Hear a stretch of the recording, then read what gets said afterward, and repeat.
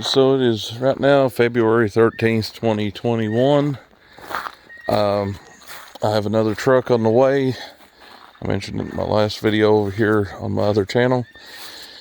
Basically, Michelle is no longer going to be a bagged truck, but a four-wheel drive truck. So on that, I have my bumper still, like all of the cab and stuff. Everything's going to get swapped over. Bed is probably going to get relegated to bed sides for the new bed. Inner part of the bed on the parts truck looks good. The outer is a bullnose version, which has the square arches. So basically, he's going to drop this other one over here. We're just going to swap everything here, put it over there. And I'm really hoping that the C6 in it works. If not, I'll have to get another transmission, which will not be an automatic.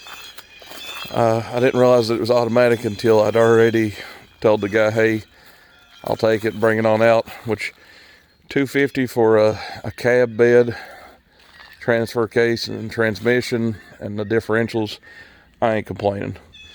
But yeah, Michelle is definitely getting new life. What I may end up doing is just swapping some stuff around and keep that cab. May even not even use this one, I don't know, it just depends. Definitely going to use my wheels. At this point, I'll probably sell those tires off, get me some nicer tires to put on it since it's four-wheel drive. As far as that goes, I'm looking at 245/70s or 265/70, something like that. Something in that ballpark, maybe even something like a 31-10-50 type of wheel, I don't know. These are 17s, I don't know, I haven't got the actual numbers spec'd out yet.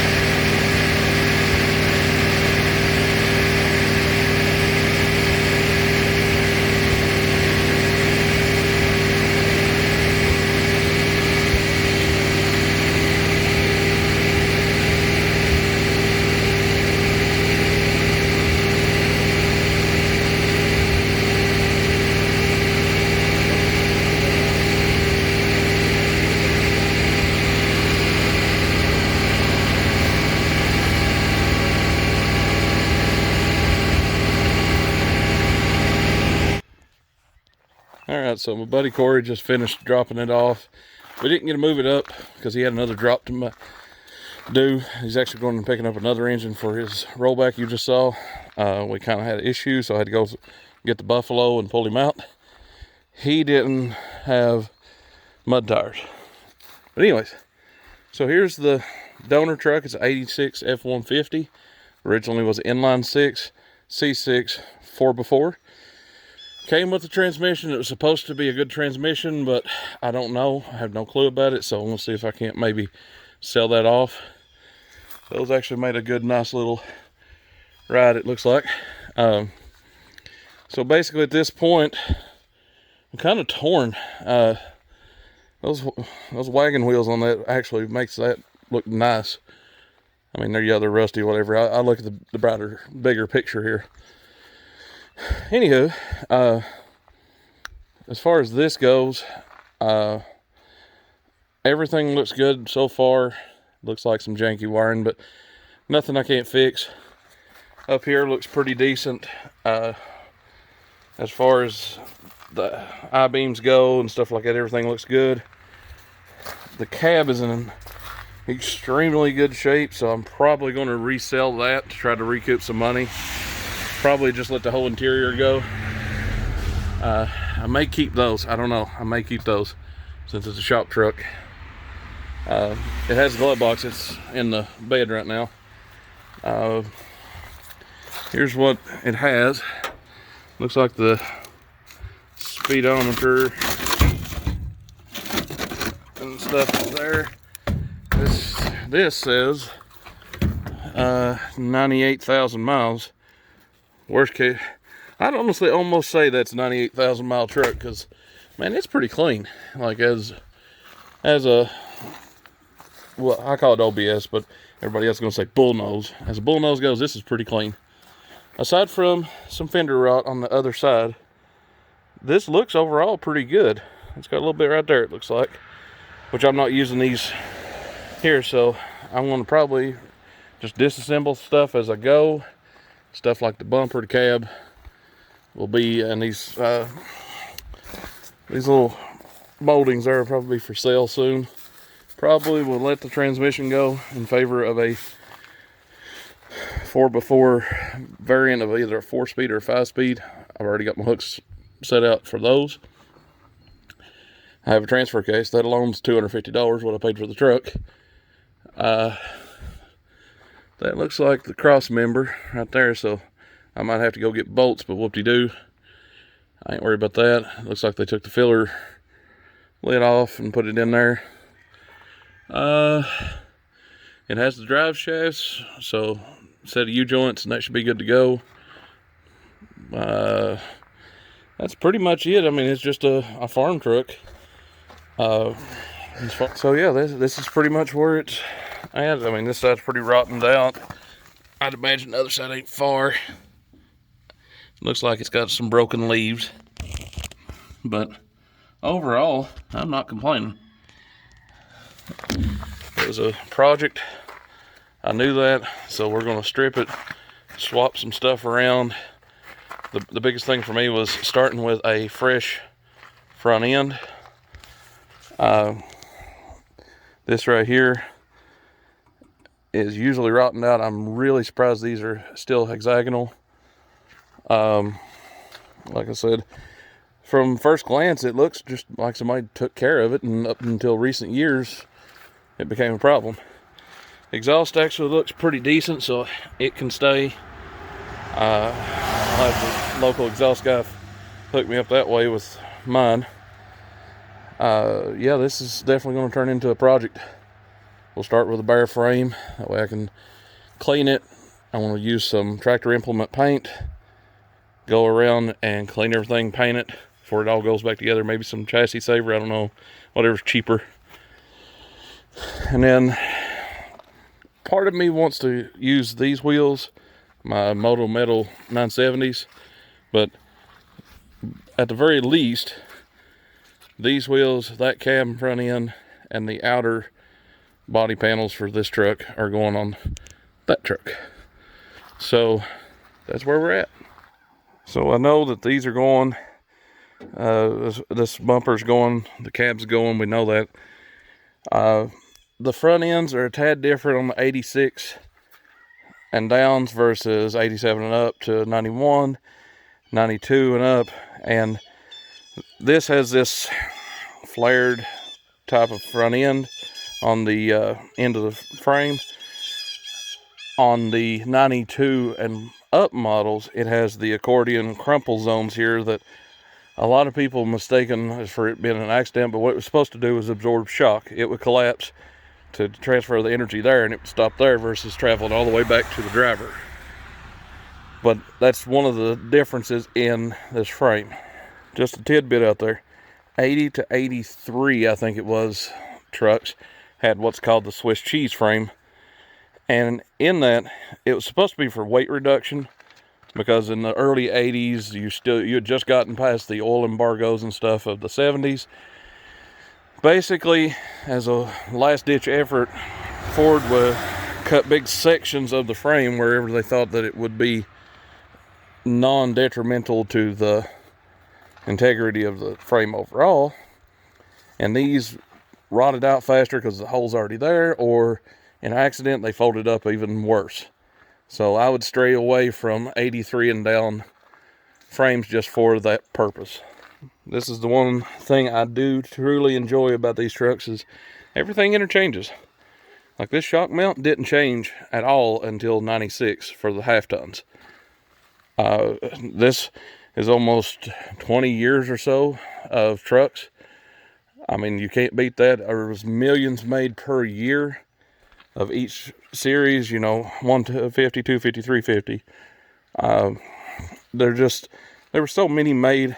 Yeah, Cash for Clunkers took out a ton. I'm not happy about that, but what can I do? That was 15 years ago. Anyways, moving forward into now, here it is 2021, and I still can get these trucks very cheap. So that's a testament to how many was made, how well loved they were. Because Ford has had the nation's #1 truck for roughly 40 years running. That's the #1 sold truck. They've bought more Fords than anything else. Now, a lot of people says, well, yeah, because you got to go and buy another one because the first one broke down. Ha ha.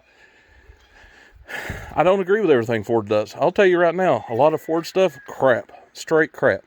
Stupid ideas, like little variants in parts. But then after I got to understanding, stuff gets better with time. Like this might have had a problem for the first few years. They might have tweaked, say, this over to provide more structure here, and then that might be the only difference. But at the end of the day, they got paid the big bucks to do all the big thinking. I didn't. Now, with that said, there's a few things I'm like, I didn't get paid to do that, but I can do it better for free.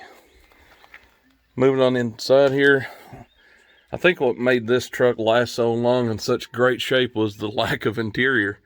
It was obviously optioned out as a non-headliner truck, and you can kind of notice that in the fact of these B-pillars here. Those are a non-headliner setup from what I've seen. Every truck I've seen those on, I have not seen a headliner on, or the full panels that goes all the way down here at the bottom. So if you see those, you know that it was a very small option truck. So on the other hand, I'm not really as savvy with the 80 to 86 series trucks. This trim tells me it's an XLT, so it might have been. I would have had to seen badging and stuff. I've got some previous pictures I'll post up what the truck looked like originally.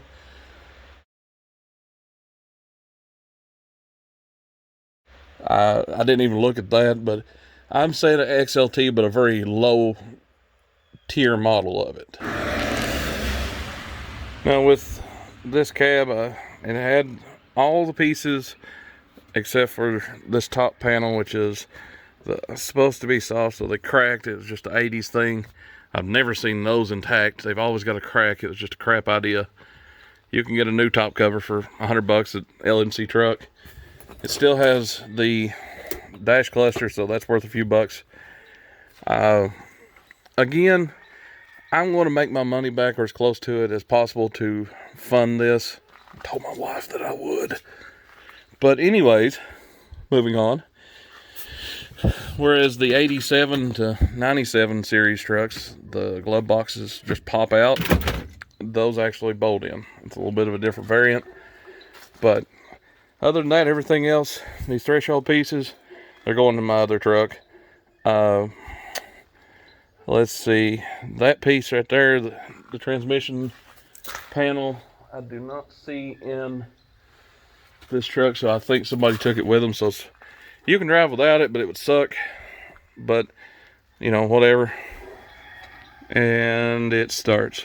This transfer case yoke, it looks like somebody got real impatient and just whacked off the bolts. So I don't know if those are still somewhere in this other side or what, which U-joints don't matter. I should be able to get those out, but that's why I hate previous owners. No offense to Corey. It's just, that's one of those things that makes you hate life until you get it fixed.